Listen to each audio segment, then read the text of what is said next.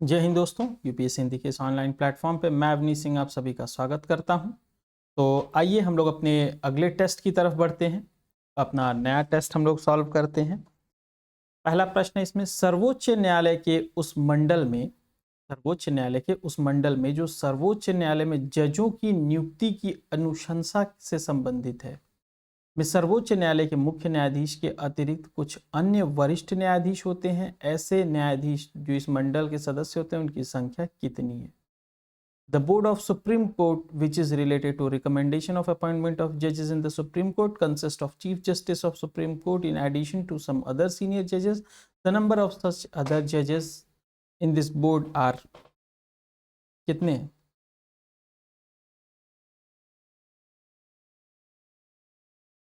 आपका आंसर है 4।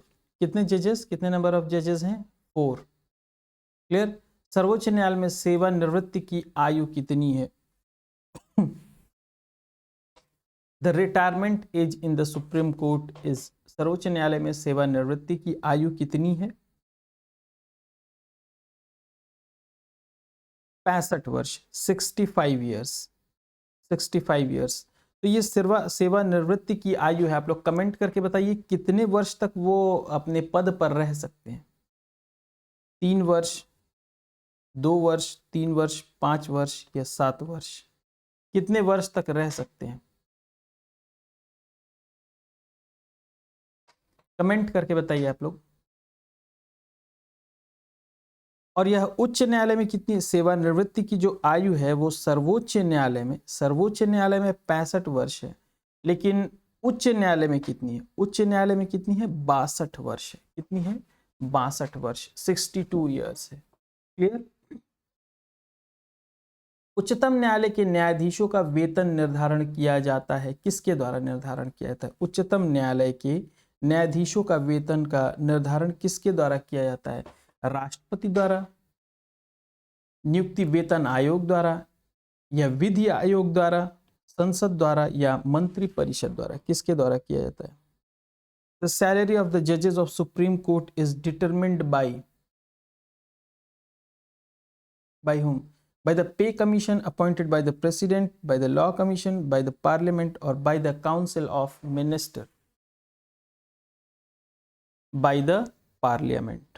By the parliament.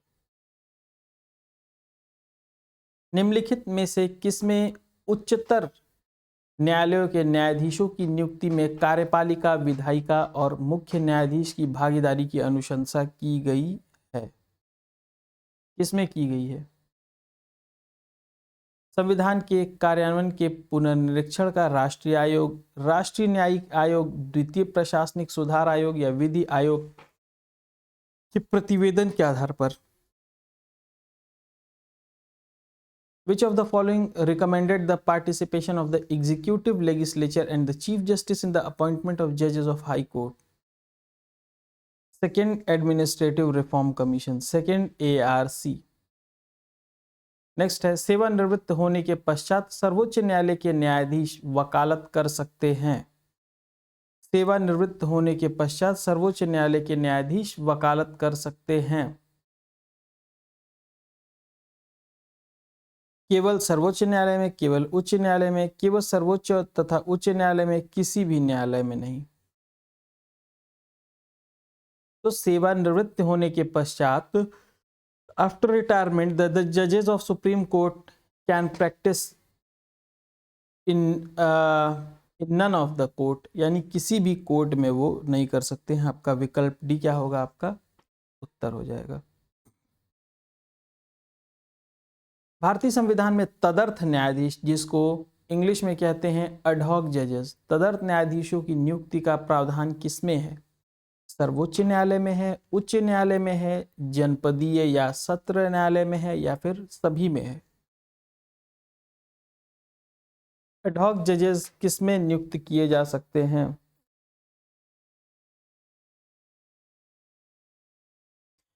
विकल्प ए आपका सही उत्तर होगा, सुप्रीम कोर्ट, सर्वोच्च न्यायालय में। कहां पर? सर्वोच्च न्यायालय में किए जा सकते हैं। ठीक। भारत का सर्वोच्च न्यायालय एक अभिलेख न्यायालय है। इसका आशय क्या है? भारत का सर्वोच्च न्यायालय एक अभिलेख न्यायालय है, यानी इसको कोर्ट ऑफ रिकॉर्ड कहते हैं। इसका अर्थ क्या है? कोर्ट ऑफ रिकॉर्ड का क्या अर्थ है? यहाँ पे क्या मतलब है कोर्ट ऑफ रिकॉर्ड का? इसे अपने सभी निर्णयों का अभिलेख रखना होता है। इसके सभी निर्णय का साक्ष्यात्मक मूल्य होता है, यानी all its decision have evidentiary value and cannot be questioned. या फिर इसे अपनी अवमानना करने को दंडित करने की शक्ति है। जो इसकी अवमानना करे उसे दंडित करने की शक्ति, या इसके निर्णयों के विरुद्ध कोई अपील नहीं की जा सकती है। कौन सा है? No appeal can be made against its decisions. No appeals can be made against its decision. Sorry, ये तो अभी कंप्लीट। इसके जो निर्णय हैं उनका साक्ष्यात्मक मूल्य होता है, यानी वो क्या होता है, उसका एक रिकॉर्ड होता है। यानी उस आधार पर क्या होते हैं, जैसे सुप्रीम कोर्ट ने कोई केस रख के उस पर कोई डिसीजन दे दिया, तो यानी हाई कोर्ट जो है वो भी क्या करेगा, वैसे डिसीजन दे सकता है। अगर सेम मतलब अगर सेम तरह का क्या होता है, उनके पास भी अगर कोई केस आता है तो उसमें डिसीजन दे सकते हैं उन्हीं आधारों पर जिसमें सुप्रीम कोर्ट दिया हुआ है। तो जब उन आधारों पर देंगे तो क्या होगा, वो अभिलेख न्यायालय यानी कोर्ट ऑफ रिकॉर्ड, यानी कि उसी आधार पर सुप्रीम कोर्ट ने दिया था तो उसी आधार पर हाई कोर्ट भी दे सकता है। उच्चतम न्यायालय में संविधान के निर्वचन से संबंधित मामले की सुनवाई करने के लिए न्यायाधीशों की संख्या कम से कम कितनी होनी चाहिए? ये तो बहुत आसान सा क्वेश्चन है, बताइए कितनी होनी चाहिए? What should be the minimum number of judges to hear the case related to interpretation of the Constitution in the Supreme Court? 5। कितने जजेस होने चाहिए? 5। भारत में नीचे लिखे गए न्यायालयों में से किन्हें अभिलेख न्यायालय माना गया है? अभिलेख यानी कोर्ट ऑफ रिकॉर्ड किन्हें माना गया है? केवल उच्च न्यायालय, उच्चतम न्यायालय, उच्च न्यायालय, उच्चतम न्यायालय, या फिर जनपदीय न्यायालय को?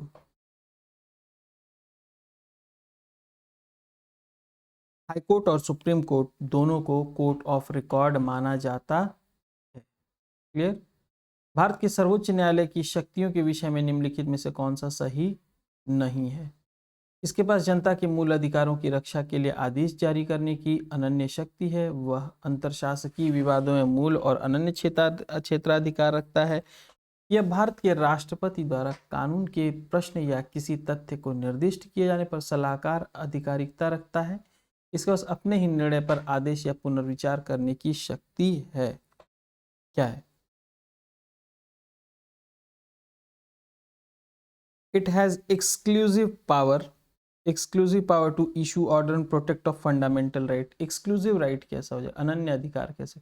हाई कोर्ट के पास भी तो है, तो ये गलत हो जाएगा ना, ए वाला, यानी ये ए उत्तर हो जाएगा। यहाँ पे एक लिख दिया उत्तर, ए उत्तर हो जाएगा, क्योंकि हाई कोर्ट के पास भी एक्सक्लूसिव का मतलब ये है कि यानी सिर्फ उसी के पास, सुप्रीम कोर्ट के पास ही, तो ऐसा तो है नहीं, हाई कोर्ट के पास भी है। उच्चतम न्यायालय मामलों की सुनवाई नई दिल्ली में करता है, परंतु किसी अन्य स्थान पर भी सुनवाई कर सकता है। किसके आदेश के बाद? राष्ट्रपति के अनुमोदन, यदि उच्चतम न्यायालय के न्यायाधीश मेजॉरिटी से यह बात तय कर दें, संसद के अनुमोदन से, या राज्य विधान सभा के अनुरोध पर। कैसे कर सकता है? यदि प्रेसिडेंट इसके लिए अप्रूवल दे दें तो कर सकता है, यानी कि विकल्प ए आपका सही उत्तर हो जाएगा। निम्नलिखित में से किस वाद में उच्चतम न्यायालय ने धारणा दी थी कि मूल अधिकार व्यक्ति को जैसा उसे सबसे अच्छा लगे अपनी जिंदगी की रूपरेखा तैयार करने को सक्षम बनाते? किस वाद में ऐसा कहा गया था? किस वाद में कहा गया था?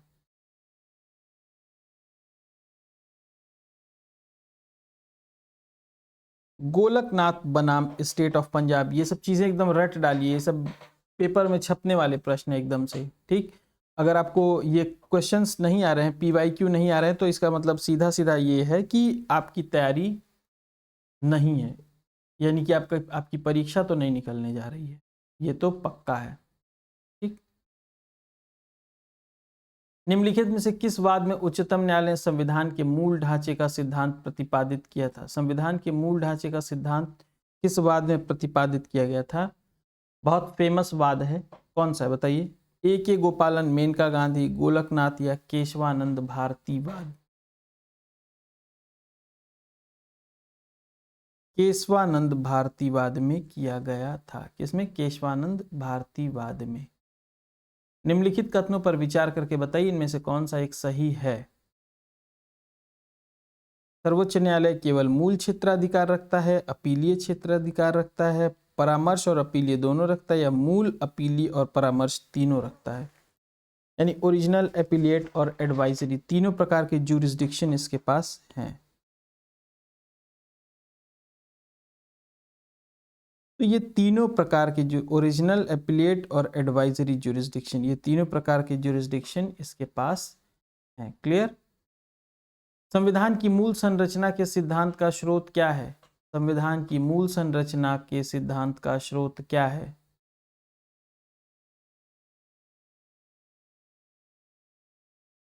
संविधान, न्यायविद के मत, संसदीय कानून या न्यायिक व्याख्या?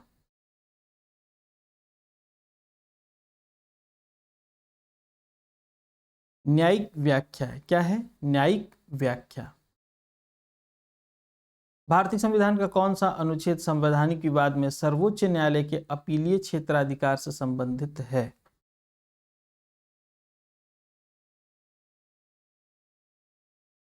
ये सब आपको रटा रहेगा तभी आप ये सब प्रश्न कर पाएंगे। Which of the article of Indian Constitution deals with the appellate jurisdiction of Supreme Court in constitutional disputes? 134 ए को 132 से मिलाकर पढ़ने पर यह प्राप्त होता है। नेक्स्ट, उच्चतम न्यायालय द्वारा आज तक की दूसरी सबसे बड़ी खंडपीठ किस केस में बनी थी? उच्चतम न्यायालय द्वारा आज तक की सबसे बड़ी खंडपीठ किस वाद में बनी थी? किसमें बनी थी? गोलकनाथ केस में बनी थी। गोलकनाथ केस में बनी थी। कितने लोगों की खंडपीठ बनी थी ये? 11 न्यायाधीशों की। कब? 1967 में। पहले तो ये बनी थी, और लेकिन उससे भी बड़ी कब बन गई थी? 13 लोगों की खंडपीठ बनी थी 1973 में, केशवानंद भारती वाद में। ठीक, तो ये क्वेश्चन यानी पहले का है, तो केशवानंद भारतीवाद इसमें दिया नहीं है। केशवानंद तो अगर विकल्पों के हिसाब से अगर हम जाएंगे, विकल्पों के हिसाब से अगर हम जाएंगे तो हमारा उत्तर कौन सा हो जाएगा? गोलकनाथ, क्योंकि सबसे बड़ा तो केशवानंद भारतीवाद है, लेकिन वो हमारे विकल्प में नहीं दिया हुआ है। न्यायिक पुनर्विलोकन में न्यायालय को निम्नलिखित अधिकार हैं। आपका उत्तर क्या होगा इसमें से बताइए? यदि कोई कानून या आदेश संविधान के विपरीत हो तो उसे संवैधानिक असंवैधानिक घोषित करना, निचले न्यायालयों के आदेश का पुनर्विलोकन करना, निचले न्यायालयों के निर्णय के विरुद्ध अपील सुनना, कानून का इस दृष्टिकोण से परीक्षण की क्या उनके बनाने में निर्धारित प्रक्रिया का अनुपालन हुआ है? कौन सा बताइए? थोड़ा सा बड़ा प्रश्न है, मैं इसलिए आपको थोड़ा सा समय दे रहा हूं। यदि कोई कानून या आदेश संविधान के विपरीत है तो उसे असंवैधानिक घोषित करना, ये विकल्प ए आपका सही उत्तर है, 18वां का ए। संविधान की व्याख्या संबंधित सभी विवाद सर्वोच्च न्यायालय के पास लाए जा सकते हैं किस अधिकार के तहत?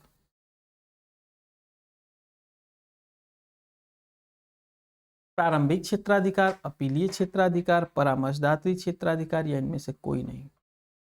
तो एपिलिएट ज्यूरिसडिक्शन के तहत लाए जा सकते हैं। 19 का बी, एपिलिएट ज्यूरिसडिक्शन के तहत लाए जा सकते हैं। ये अगला देखते हैं, भारत में न्यायिक पुनर्विलोकन की शक्ति का प्रयोग किसके द्वारा किया जाता है? भारत में न्यायिक पुनर्विलोकन की शक्ति का प्रयोग किसके द्वारा किया जाता है? केवल सर्वोच्च न्यायालय के द्वारा, सर्वोच्च न्यायालय तथा उच्च न्यायालय के द्वारा, समस्त न्यायालयों द्वारा, या उपरोक्त में से कोई नहीं? तो सर्वोच्च न्यायालय और उच्च न्यायालय दोनों के द्वारा किया जाता। सर्वोच्च न्यायालय और उच्च न्यायालय दोनों के द्वारा न्यायिक पुनर्विलोकन की शक्ति का प्रयोग किया जाता है। भारत में सुधारात्मक याचिका उच्चतम न्यायालय में किन अनुच्छेद के अंतर्गत दाखिल की जा सकती है? सुधारात्मक याचिका किस आर्टिकल के तहत क्या की फाइल की जा सकती है? अब ये आर्टिकल आप लोगों को याद रहेगा तभी आप कर पाएंगे। जो जो क्वेश्चन इसमें से नहीं आ रहे हैं आप बगल में, मैं हमेशा आप लोगों को बताता हूं कि बगल में कॉपी रखिए। जो क्वेश्चंस आपको नहीं आए उन क्वेश्चंस को वहीं पे क्या कीजिए, आप नोट्स बना लीजिए उसके, उनको अपने नोट्स में आप क्या कीजिए, शामिल कर लीजिए। ठीक,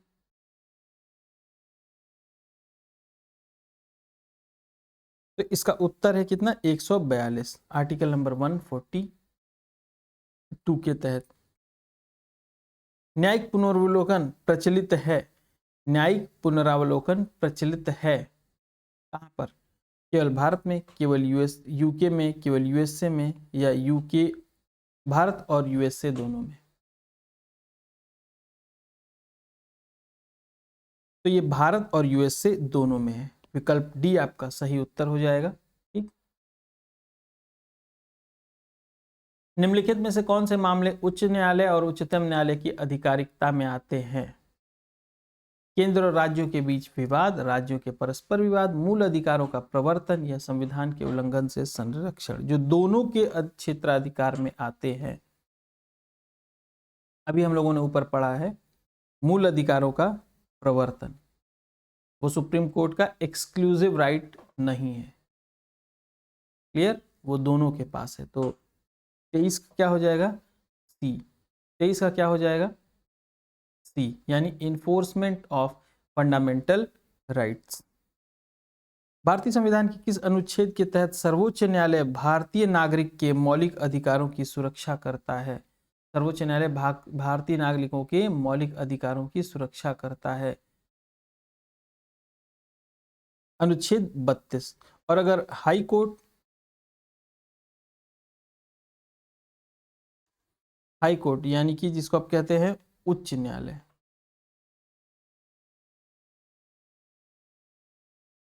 अगर ये उच्च न्यायालय दे दे तो आर्टिकल, कौन सा आर्टिकल हो जाएगा, 226। कौन सा आर्टिकल होगा आप बताइए?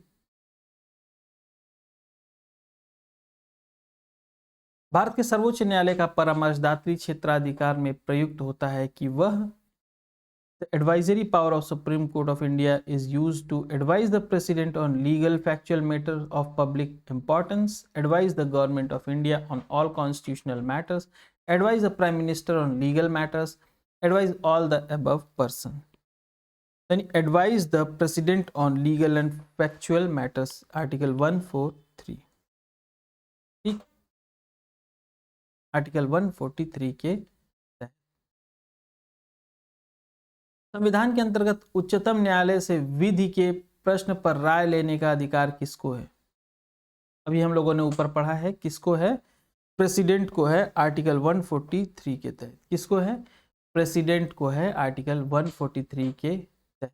He can seek the opinion on a question of law from the supreme court.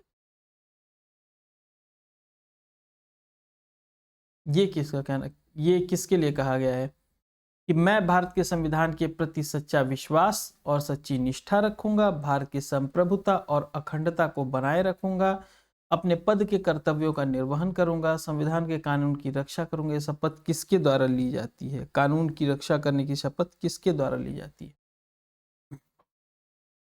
Bharat के मुख्य न्यायाधीश द्वारा, the chief justice of India, chief justice of India. The President has a mandate to Supreme Court regarding the consultation procedure of the appointment and transfer of judges of Supreme Court and High Court. कौन से article के तहत?